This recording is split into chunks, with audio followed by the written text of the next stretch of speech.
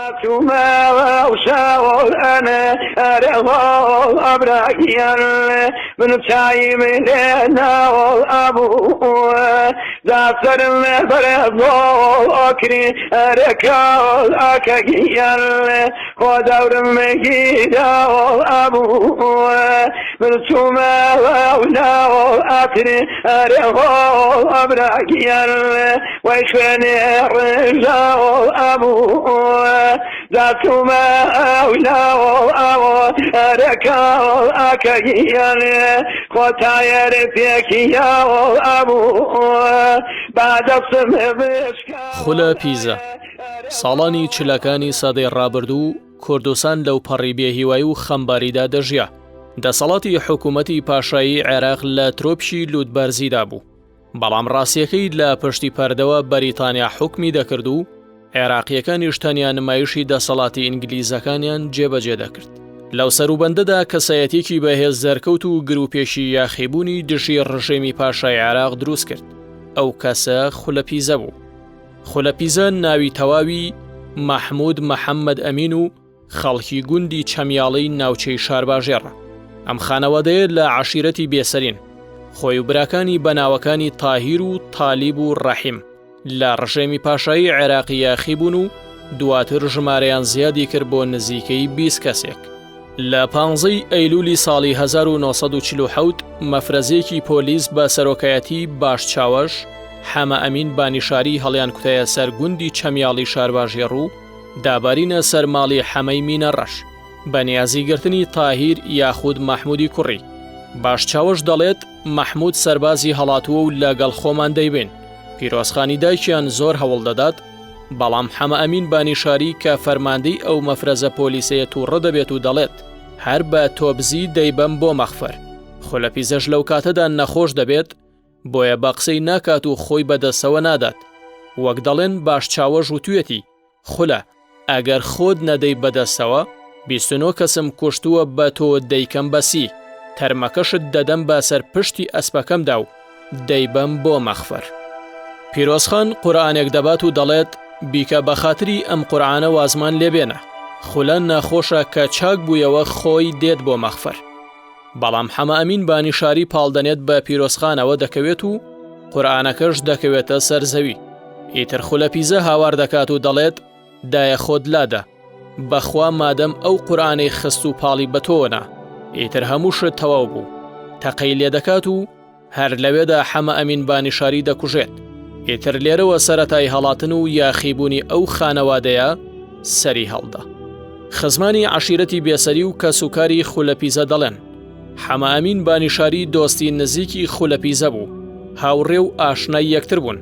بەڵام ماوەیەک بەر لە هەڵکوتانە سەرماڵی حەمەی مینە ڕەش کە دەکاتە باوکی خولەپیزە، حەمە ئەمین بانیشاری ڕێگە بە تاهیر پیزە دەگرێت و دەیەوێت بیکوژێت. تایەر ئامۆزایەکی لەگەڵ دەبێت بە ناوی ڕەشید کە لەبەر ئەوەی کورتە باڵا بوو ناسرا بوو بە ڕەشەگول. بەڵام لەو کتێبەی حکوومەتی پاشای عێراق بە ناوی کتاب ئەسود دەری کردووە بە هەڵە نووسراوە ڕەشەدۆڵ، تەنانەت ناوی خولەپیزەش بە قولەپیسە نووسراوە. ڕەشەگول خۆی دەخاتە بەردەمچەکی حەمە ئەمین بانیشاری تاوەکو واز بێنێت و پێی وایە ئیتر ئەوەندە جوامێری تێدایە تەقە نەکات. کاچی یەکسەر ڕەشەگول دەکوژێت و تاهیریش بریندار دەکات و دەستگیریشی دەکات. لە دوایە ڕووداوە خولەپیزە هەڕەشە لە حەمە ئەمین بانیشاری دەکات. تەنانەت دەڵێت حەمە ئەمین بانیشاری وتوێتی هاوڕێیەکی زۆر ئازیزم لە گوندی چەمیاڵەیە، بەس بەخوا کە سەیری ناوچەوانی دەکەم هەموو جار لەرزدام ئەگرێت و تەزوو بە تەوقی سرم دادێت و لە نوکی پێمەوە دەردەچێت. دەستپێکردنی ڕووداوەکەی خولەپیزە بە چڕوپڕی دەست پێکان لە مانگی نۆی 47ەوە. لە 15 نۆی 47دا مینە بانیشارانی دەچێتە سەر ماڵی خولەپیزە. یەکێک لەوەکانی کە چووە گوایە سەربازی فیرار بووە، بەڵام باش لەوەش دەکەن کەوا مینە بانیشارانی زۆر ترساوە لە خولەپیزە چونکە ڕەشەدۆڵی ئامۆزای کوشت بە بێگوناح و تاری برای برینار کرد. ئەوە بوو دەڵێن ئەوان چوبوونە سەر مەخفەرەکە هەری برایان دەرکردبوون مەخفەرەکە شکان بیان چکە بە برینداری لە مەخفەری ولیاوە سژنیان کردبوو بەندیان کردبوو تقریبا 10 ساعت خواردیان نەیابێ و برینار بوو چون دریان کرد لەسەر ئەوە مینەبانی شارانی ئەچێ ئەمر دێنێ کەوا سەربازێکی فرار هەیە بە ناوی خولەپیزە بیگرێ بەندێ شوێکەش باسەکەن بەڵام ئەوام ئەم بۆچوونیان وازانم بۆچوونێکی ڕاست و دروستە کاچێ هاوار دەکا ئەڵێ من مینەبانی شارەنیم هەموو خەڵکی شارباژێر و کوردستانی باشوور ناوی منیان بستۆ و ئەم ناوچەیە خەڵک لەم ناترسن 29 کوشتۆ خولەپیزە بە تۆ یەکەم بەسی لەم بکەینەوە دایکی خوا ئافریقا پیرۆزخان و خێزانەکەی قورئانێکی بۆ بن بکە بە خاترەم قورئانە تۆ دوێنێکێکت لە کوشتین وازمان لەمێ شەرمان لێبەرەوە وعدی پیاوە بێ من خۆم نەخۆشە ئەم کوڕە گرانەتایەتی کە چاک بۆ من خۆمە دێنم بۆ چوارتە بە قاچی خۆی ئەڵێ شەرت بێ پیزە ئەمڕۆ بتگرێنم وەڵایەتر ئەڵێن شەخێکی هەڵداوە لە پیرۆزخان قورئانەکە بەسەوێ ئەکەوێ قورئانەکەش پارچە بێ ناوە پڕش و بڵاو بێتوانێ من ئەم پارچەی پیرۆزخان کاتە ماڵی باوکم لە ئەنجاکانە بۆی باس کردین وتی کە بینی شەخەکەی لە من هەڵاو بێڕێزی کرد لە قورئانە پیرۆزەکە وتی هاواری کرد وتی دایە لاکەوە وتی من هەر ئەوەم کرد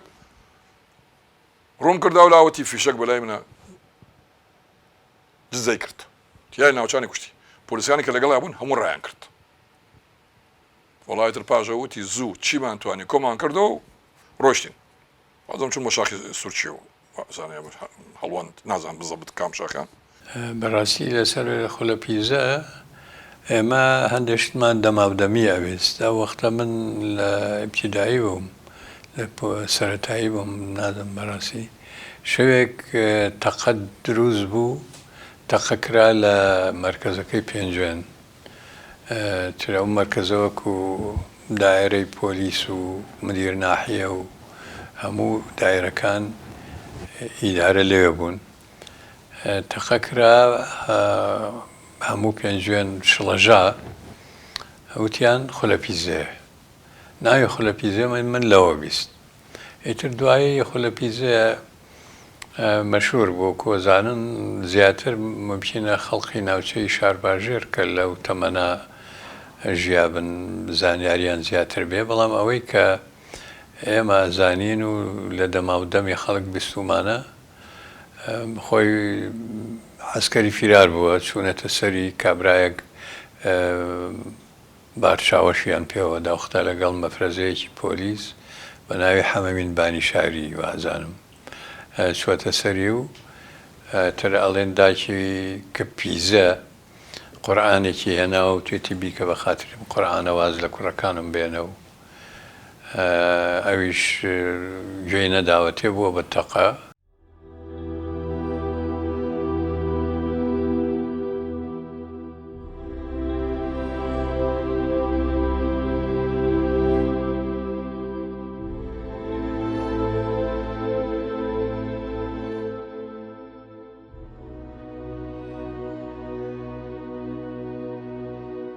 خولەپیزە کاتێ یاخی بوو سەرەتا خزمانی خۆی لاگەڵیدا چوونە شاخ وەک براکانی بەناوەکانی تایر و تالیم و ڕەحیم هەروەها مامی بەناوی عەزەی مینەڕەش و ژنبرایەکی بەناوی خولەسەلکە دواتر هەندێک کەسی دیکەش وەک عەول گوڵچین و کۆمەڵێ دیکەش پەیوەندیان پێوەکردن و ژمارەیان زیادی کرد مامم ناوی عەول حەمەد بووە عەول حەمەدیش دوایی کورتکراوەکەی بووە بە عەولی گوڵچین لەبەرەوەی باوکی لە تەمەنێکی منداڵەیە کۆچی کردووە ئیتر بە ناوی باوکیەوە ناسراوە عەولی گوڵچین تەنانە من باوکیشم هەر بە ناوی حەمەمین گوڵچینەوە ناسراوە چونکە دایکیان بە خێویان کردوون مامم دیارە ئێمە کە نەمان بینیەوە بەڕاستی ئەوەی کە زیاتر وەکو یاداوەری لە ئێمەما بێتەوە و بوو کە نەنە گوڵچین خوافی کاکە لە نەوەدەکانە کۆچی دوایی کرد هەموو بەسەرهاتەکانی بە دروستی و بە باشی لەبیر مابوو ئەو باسی ئەوەیە کرد کە کاتێکە ئەو خەباتی چەکداری ئەگە ناوی بنێن خەباتی چەکداری کە یەکێ پێڵێ چوزانم ڕێگرەکان و چەتەکان و یەکێ پیان ئەڵێن هاو نیشتیمان پەروەرەکان کە ئەمە دەست پێکات لە منتیقەی چەمیاڵەوە ئەوانە ئیتر کە کاک مەحموودوان دەرەچن لە ئاوایی و ئەچنە ئەو بەرەوە بۆ منتیقەی سیوەی لەوێ یەکێ لەوانەی کە پەیوەندیان پێواکە ماممە چەند هۆکارێک هەیە باسیەکەن بەڵام هۆکارێکی گشتی هەبووە من لەو باوەڕێم کە هەر وەکو لە وێنەکەی شایبینین کوڕێکی گەنجی سپۆرتی ئەوە بووە چونکە هەتا لە وێنەکانە کایبینی ئەو فیشەک لە شتانی کە بەستویەتی و بڕنەوە و خەنجەر و هینەکان وێنەکانیان بۆ ئەو سەردەمە شتێکی تایبەتە بەڕاستی ئەبینی لەواچێ حەزی لەوە بوو بێ کە مەسلەی چەک و ئەمانەش قەوی لێی و بێسەریش بە شێوەیەک لە شێوەکان پەیوەندیەکیان هەبووە ئەمە وای کردی بێ کە لەگەڵ کاک مەحموود و ئەوانە ڕۆیشت بێت بێگومان ڕەحیم و شەریف لەو کاتا مناڵ بوون زۆر براکانی بەس تا لەو تالیم و تایر هین دەوری 18 ساڵ بوون خۆی خۆ لە بیزە وەکومان دەرکەوتەوە لە دایکبووی ساڵی 1970 ئەو ساڵی کە شەغڵی لە دایک بوو وا دێرە هەر لە مناڵیەوە پەیوەندیان هەبوو هاوڕێتیان هەبوو لەگەڵ شەغڵەتیەوە خوا عەفویان کە ئیتر پاش ئەوە کەسانێکی دڵشکاو لە ڕژیم و لە بەرپرسانی ڕژیم وردە پشتیان گرت لە خزم و کەس و کار کە 4-5 کەس بوون مامی و ئامۆزاکانی و خاڵی یەکێ لە خاڵەکانی دوای ئەوە ئیتر لە زۆر عەشەتی کوردستان بەشداریان کرد لە ڕاپەڕینا وەکو ئەو لە گوڵچین کە قەویلەیە چوچانیەکان لە زۆر عەشەتانی کەی کوردستان و هەتا لە ڕۆژهەڵاتی کوردستانەوە پەیوەندیان پێوە کرد و دەستیان کرد بەم ڕاپەڕینە لە پیزە سەرەتا لە بڵێن لە دێکی خۆیان بووە ئەو کێشانەی توش بووە لەگەڵ حەمەمین بانیشاری لەوێەوە کە ئەوی کوشتووە ڕۆیشتووە یاخی بووە لەگەڵ برا و مەجموعە کەسوکار و ئەوانە ئیتر وردە خەڵکیش ئەوانەی کە بڵێن قاچاق بوون لە حکومەت ڕۆیشتون لە هەردوو دیو لە ئێران و لە عێراق شاتون پشتیوانیان لێ کردووە بەڵام من خۆم بە دووری ئەزانم ئەمە بزاوێکی سیاسی بوو بێ چونکە ئەوەی من گوێم لێ بوو بێ لە خەڵکی جیاجیا خۆ لە پیزە یعنی کابراەک بووە هەوڵی داوە وەکو لە زۆر شوێنی ئەم دنیاە کۆمەڵێک خەڵک کە یاخیە بن بەرەبەرە خەڵکێک پیانەوە ئەنووسێ و بخوان بەیەکەوە ئیشەکەن ئەمیش لە سەرەتا دوو کەسێکی لەگەڵا بووە من وام بیستووە حەماغای ئەزمک یەکەمین جار پشتیوانی لێ کردوون شێخ لەتیفی شێخ مەحموود سەرەتا پشتیوانی لێ کردوون بەڵام هەم شێخ لەتیف و هەم حەماغاش ئەوەنە ڕەنگە سەرەتا یعنی هەرچەند من دوایی گوێم لە یەکێک لە کوڕەکانی حەماغا بووتی نا باوکم پشتیوانی لێ نەکردوون بەس من پێم باشە ئەمە ئەم ینی سەرەتاکان وەک خۆی سیر بکرێ بزانرێ بۆ دەست پێ کردو ئەسڵەن چونکە من لە بەرەی ئاغاکان وام بیست وتی ئێمە پێمان وتووە باسی سەرەتای هەفتاکانەکەم پێیان وتووە وتیانە ئاغا پشتیوانی ئەم خولەپیزێمەکە ئێستا ئەگەر ئەشیکەی لە قاوغێکی دیاریکراوە ڕایگرە نەک لێمان بێتە کەڵەگا وتوی ئێستا کارە ئەتوانی زەبتیکەی بەس کە بووە کەڵەگا لێمان ئەو کاتە بۆمان زەبت ناکرێت خۆ من نەزانم ینی کار دوایە بێتە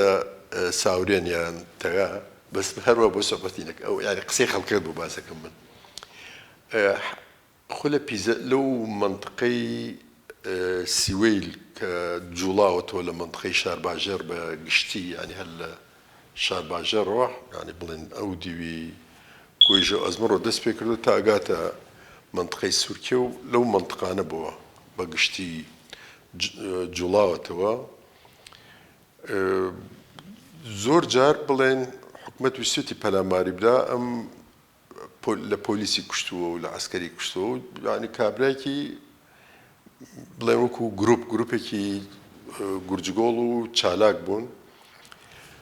خەڵک چۆن هیوای لەسەر داناون ئەوە مەسلەیەکە بەڵام وەکو خۆیان من بڕوانەکەم ئامانجێکی سیاسیان بوو بێ.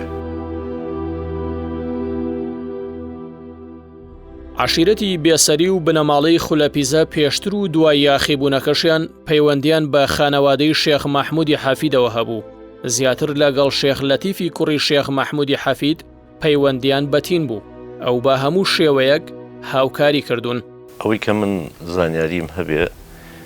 زۆر ئەگەڕێتەوە بۆ پێش یاخیبوونەکەش ئەو پەیوەندیانە، چونکە ئەو بنەماڵەیە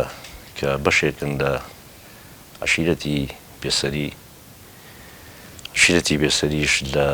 شۆڕشەکانی شێخ مەحموودە ڕۆڵەشی زۆر گرنگ و بەرچاویان بینیوە و زۆر نزیک من شێخ مەحموودەوە. یعنی توانم بڵێم لە مێژووی خەبات و تێکۆشانی کووردا لە قۆناغی سەردەمی شێخ مەحموود عشیرەتی بێسەری ڕۆڵەشی زۆر گرنگ و بەرچاوی بینیوە. لەبەرەوە ئەم پەیوەندیانە گەشتۆتە ئاسێک کە وای لێ هاتووانی بۆتە پەیوەندێکی خێزانیش. شێخ مەحموود زۆر پشتی بەستووە بەعام با بڵێن بەو عشیرەتە. لەبەرەوە حاڵەتە ئەشتوانم بڵێم دوورتریشە، ینی هەتاگەر ئێمە بگەڕێنەوە بۆ سەردەمی شێخ مەعروفی نۆدەیی و حاجی کاک ئەحمەدی شێخوانە هەر لەو قۆناغەوە پەیوەندیەکان و ئەوانە دروست بووە، بەڵام بە تایبەتی لە شۆڕشی شێخ مەحموود زیاتر ئەو پەیوەندیانە تۆکمەتر بوو. لەبەرەوە پەیوەندی خولەپیزەی ڕەحمەتی و هەڤاڵەکانی و خودی بنەماڵەکەیان پەیوەندیەکی دوورترە، بەڵام پەیوەندیان هەبوو بە شێخ مەحموودەوە. یاخیبوونی خولەپیزە و هاوڕێکانی لە قۆناغێکی زۆر هەستیاردا بوو. پاژنەمانی حکوومەتەکەی کوردستانی باشوور و شکستی شۆڕشەکانی شێخ مەحموود و هەرەسی کۆماری کوردستان بوو لە شاری مەهاباد. ئێتر هیچ تروسکایەکی ئازادی بۆ کورد نەمابوو. ڕژێمی پاشایی عێراقیش بە پشتیوانی ئینگلیزەکان بە ئاگر و ئاسن حکمی کوردستانی دەکرد. لەو قۆناغە ئاسیارەدا خولەپیزە سام و شکۆی دەوڵەتی عێراقی شکاند و شەڕی هەزاران پۆلیس و قووەی سەیاری کردووە. بۆیە من گەڕامەوە بۆ قۆناغە. ئیتر کورد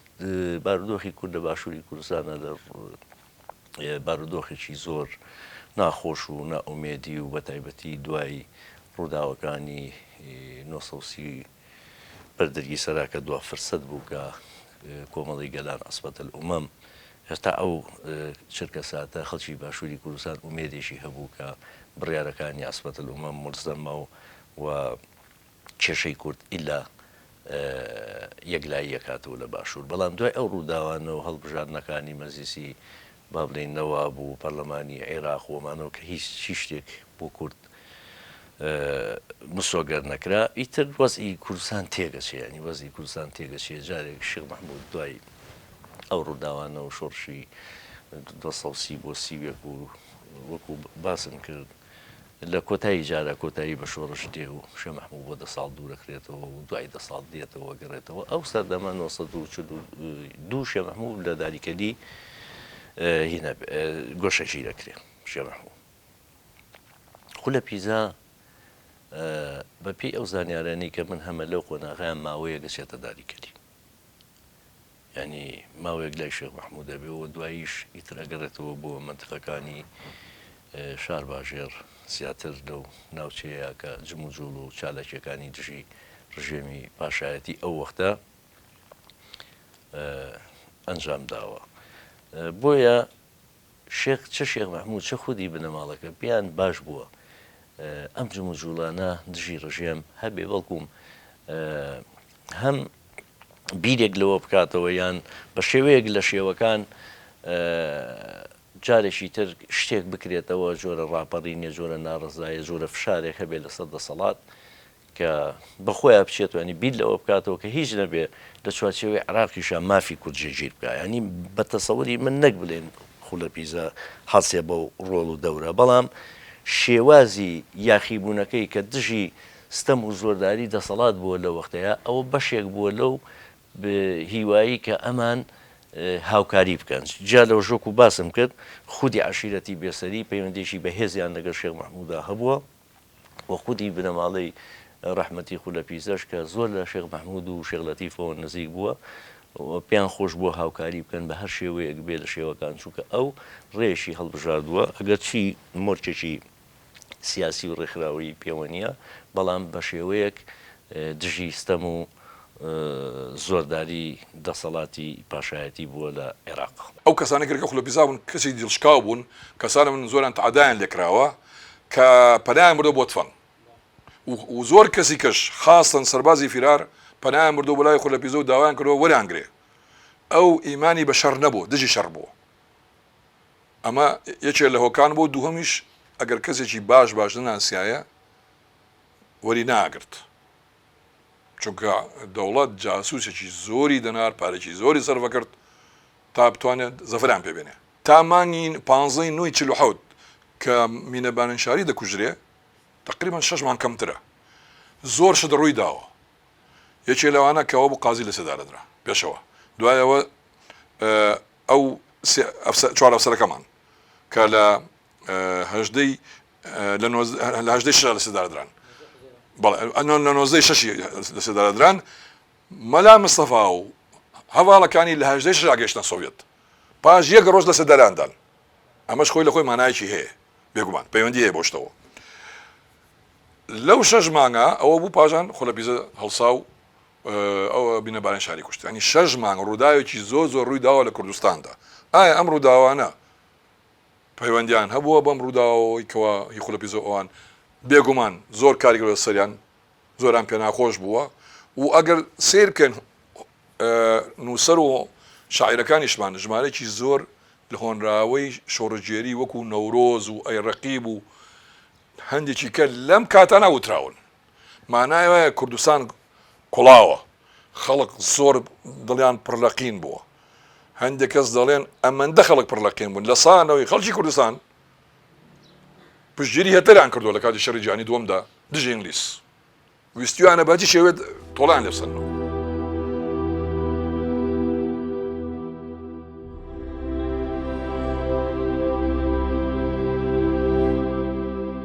حکوومەتی عێراقی کە سوکاری خولەپیزە و هاوڕەکانی دەستگیر کرد لە عاشرەتی بێسەری زیاتر لە 30 پیاو دەستگیر کران پیاوەکان لە بەندینخانەی سلێمانی بوون بەوەشەوە نەوەستان ژنەکانیشیان دەستگیر کرد پیرۆزخان لە سلێمانی زیندانی دەکەن بەڵام لەبەر ئەوەی ئەو کات بەندینخانەی ژنان نەبووە بۆیە لە ماڵی موختاری شارەکە لە ژوورێکدا دەست بەسەریان کردوون گوڵچین خانی دایکی عەول گوڵچین و کوڕە بچووکەکەی بە ناوی حەمە ئەمین گوڵچین لە شارباژێرەوە دەگوازنەوە بۆ بەندینخانەی هەڵەبجە و تا کوشتنی کوڕەکانیان ئازادیان ناکەن ئەم ژنانە ئیتر بە زیندوی و بە مردویش کوڕەکانیان نەبینیەوە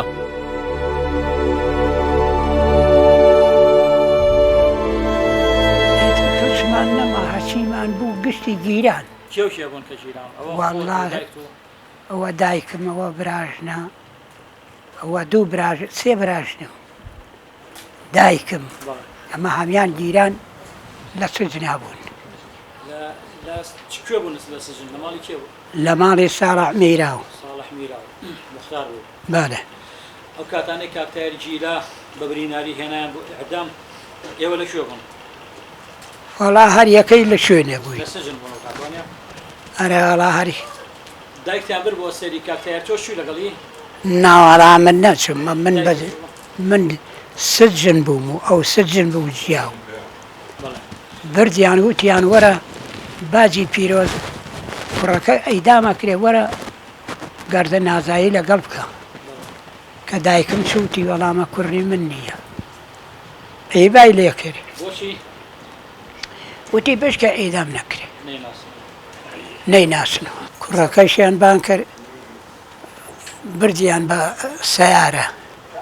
کە بردیان وتیان ئەوە دایکتە گەرد نازایی لەگەڵ کەوتی وڵا دایکی من نییە بۆ ئەوەی ئەیدام نەکرێ وتیەوە دایکی من نییە و ناشی ناس ئەنجا بردیانەوە سەرەوە بۆ سجن کە کاکتاری ئەعدام کرایەوە چەندێک لە سجنمانەوە کوڕە من 6 مانگی تیا بوو دوای ئەوە گوتیان ئەو زەلامانەی کەوان بەو هەردەوە حتا کۆتاییان نەیە ئەبێتەوە هەر لێرابی کە کۆتاییان هەر بەرە دەگەی ئێتر خاڵم بەربوو ئەو زەلامانەی لەگەڵم بۆ 6 کەسە ئەوانە بەربوون عشرەتی بێسەری چەند کەسیان گیرا بوو کوڕە 30 کەس زیاتر گیرا بوو لە عشرەتی بێسەری ئارە وەڵڵا حاچی بیگوتایە خزمی ئەوم ئەگیرە و حکمیانەوە 2 ساڵ ئەوەی کە هەیە وەکو بەڵگا و نەنفیم و پورم بە ڕەحمەت بنەوانیان گێڕایەوە پێم وابێ ئەخیری 49 سەرەتای 50 ئەمانە ژیرێن یان ئەیانگرن پورم و باوکم و کە ئەمانە تەمەنیان لە ژێر حەڤە و ئەوانەوە بووە لەگەڵ نەنکمە ئەمانەیان گرتووە و نەفیان کردوونە و کاتە پێیان و تۆ نەفیکردن دیارە نەفیکردنەکە لە سلێمانیەوە تۆ بە وڵاخ و چوزانم بە پێ ئەمانە بۆ هەڵەبجا دوور بووە وەکو ێستا نییە ئەڵێ بە تیارە نەفی دەکەن یا ئەدبەنە خواری و عراقوانە ئەوان بردوونیانەتە هەڵەبجە لە هەڵەبجە بۆ ماوەی هەتا ئەو کاتەی کە ئەکوژرێن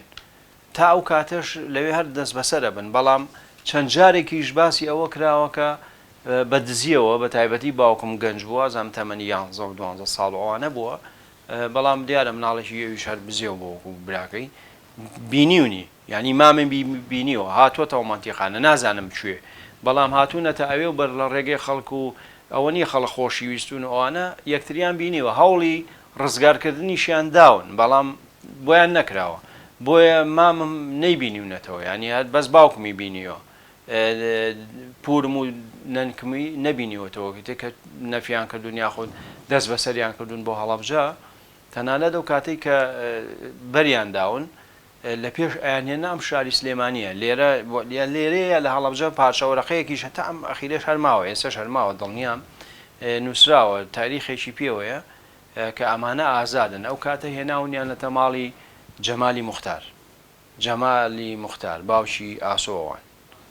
کەمال موختاروانە لێرە ئەو موختار بووە نەنکەمەیود ئەو کاتە زیندانی ژن نەبوو زیندانیە ینی بڵێن بەندیخانەیە کە بێ کە ژنی تیا زیندانی بکەن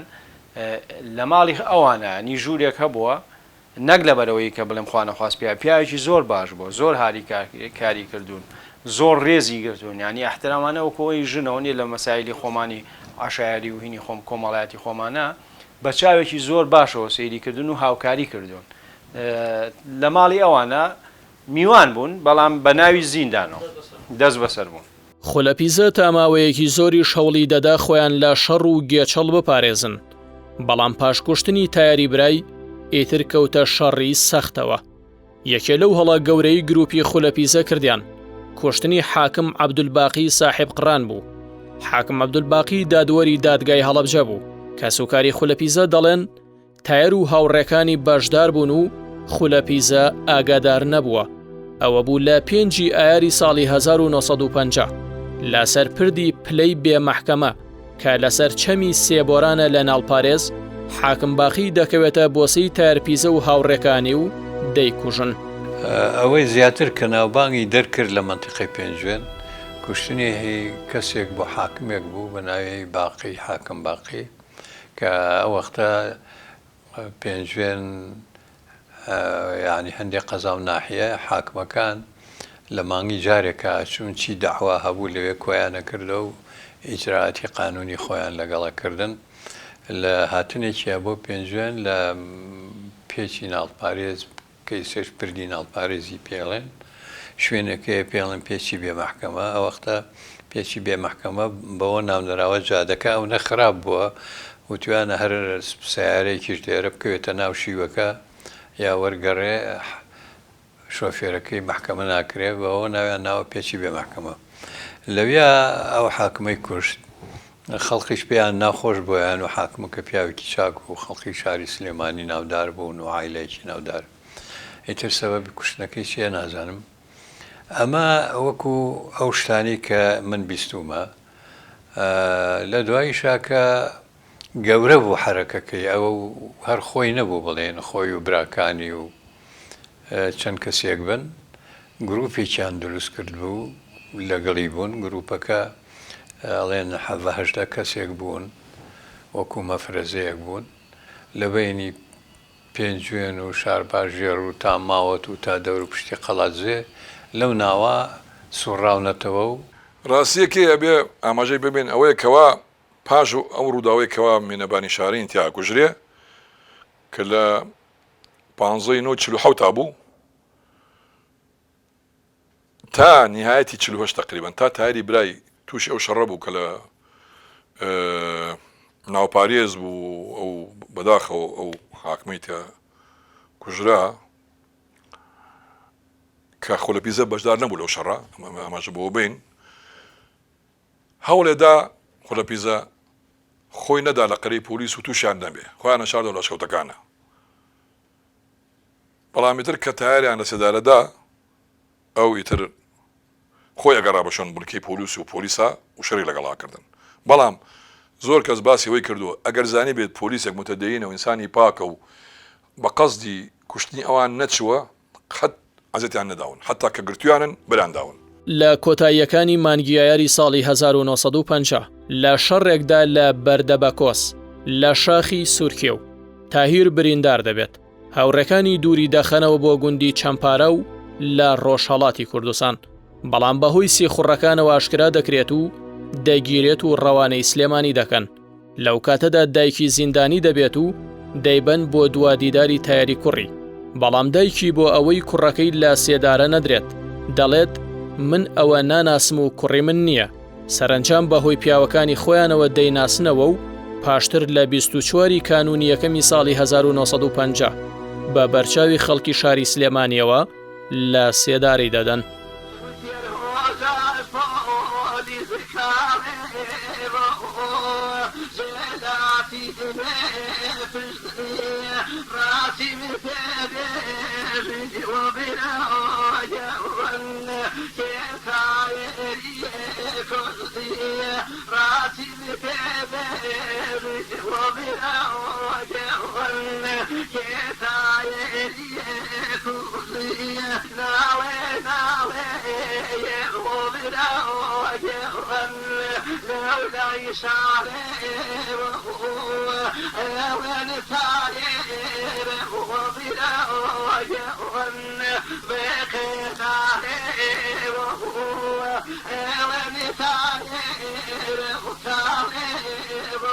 یاخیبوونی خولەپیزە و گروپەکەی لە ساڵی 1940 تا ساڵی 1954 درێژەی کێشە لە سەرەتادا هەوڵدرا کێشەکەیان بۆ چارەسەر بکرێت حەبسەخانی نەقیب هەوڵیدا و بە دوو کاتی جیاواز بەنهێنی خولەپیزە و براکانی و هاوڕێکانی بان کردە سلێمانی بەڵام دوایی بۆی دەرکەوت حکومەت نیازی خراپی هەیە بۆیە ئەویش دوجار تا بناری شاخی گۆی ژەڕەوانەی کردنەوە و گوتی حکومەت درۆتان لەگەڵ دەکات و نیازی زۆر خراپە و با منیش لەم نێوەندەدا لە کەدار نەبم تەنانەت ئەو وێنانی خولەپیزە و هاوڕێکانی کە بە چەک و فیشەکدانەوە گیراوە لەو شەوانەدا لە ماڵی حەبسەخان گیراوە چۆن هاتوونەتە سلێمانی مەسەلەن ئەو وێنانی کە گیراون کە ئی خولەپیزە و نازانم خولەپیزە خۆی بەڵام ئەوەی کە من بیستومە لە نەنکم و ئەوانە باسی مامم و تایارەکەن کە هاتوونەتە سلێمانی ئەمانە وەکو وەفتێکی مفاوەزات هاتوونەتە ئێرە لەگەڵ حکوومەتە مفاوەزات بکەن تەنان حەبسەخانی نەقیب بۆی ڕێخستون حەبسەخان لە ئاخیر دقەیە تەنانەت باسی ئەوە کرێ کە حکوومەت مەرامێکی خراپی هەبوو و ویستێتی بیانگرێ هاوکاری کردوون هەتا بناری گۆیژەوانە و وتوێتی بڕۆن یعنی ئەو کاتە لە ناو شارابوون بە چەکوتفەنەوە ئەو وێنانەی کە گیرابن ئەبێ ئەو کاتانە گیرابن هیچ خۆ کامێرە نەچوە لە کەت و لەوانە کاتی ئەم گروپە هێزیان پەیدا کردو بوونە مەترسی بۆ سەر هەردوو حکوومەتی عێراق و ئێران ئیتر هەوڵدرا ئەم دەستەیە ڕێک بخرێن و لە مەفرەزەیەکی یاخیەوە بکرێن بە بزوتنەوەیەکی سیاسی هەوڵی یەکەم شێخ لەتیفی کوڕی شێخ مەحموودی حەفید بووە بە دوو ئاڕاستەدا یەکەم وەک درێژەدان بۆ شۆڕشی شێخ مەحموود دووەم بەو حکومەی ئەو جێگری یەکەمی مەلام سەفای بارزانی بوو مەلام سەفاش لەو کاتانەدا لە یەکێتی سۆڤێت پەناهەندە بووە کاروباری حیزب ئەمان لێرە بەڕێوەیان دەبرد بەڵام ئەوەی زیاتر دەیویست ئەوان بخاتە چوارچێوەی سیاسەتەوە حیزبی شوعی بوو ساڵح ئاغای بۆسکان کە ئەندامی حیزبی شوعی بوو پێشنیاز بۆ لیژنەی محەلی سلێمانی حیزبی شوعی دەکات کە خولەپیزە و هاوڕێکانی لە ڕێخستنی خۆیاندا ڕێک بخەن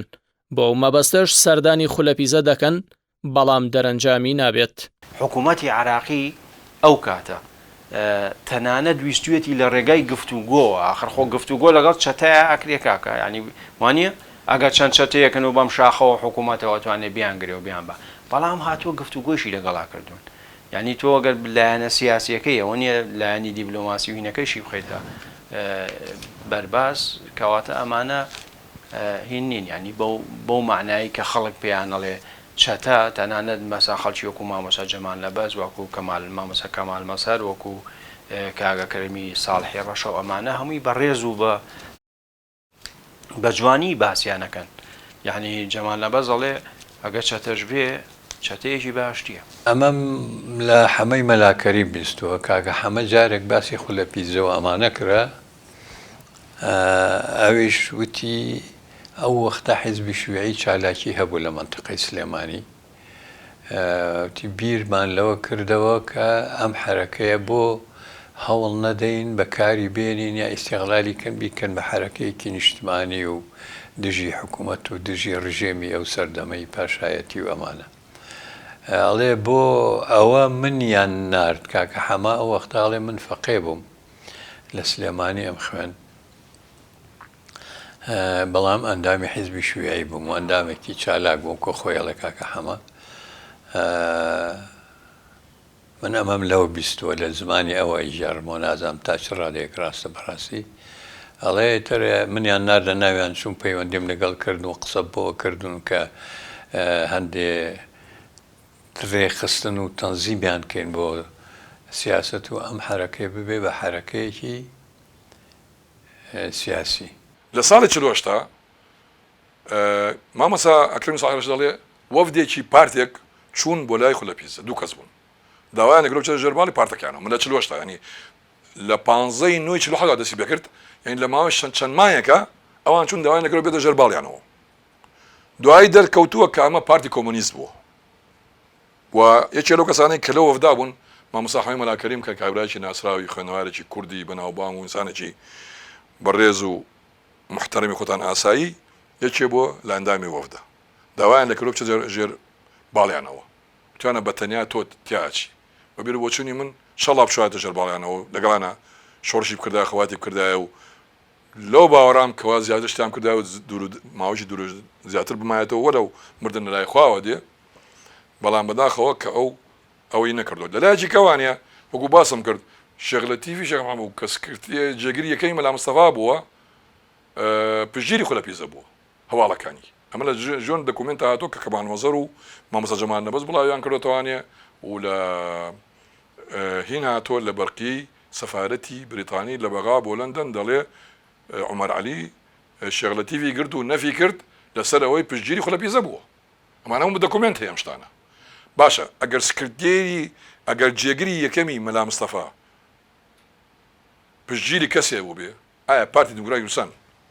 پشگیری ئەم کابرایی نەکردووە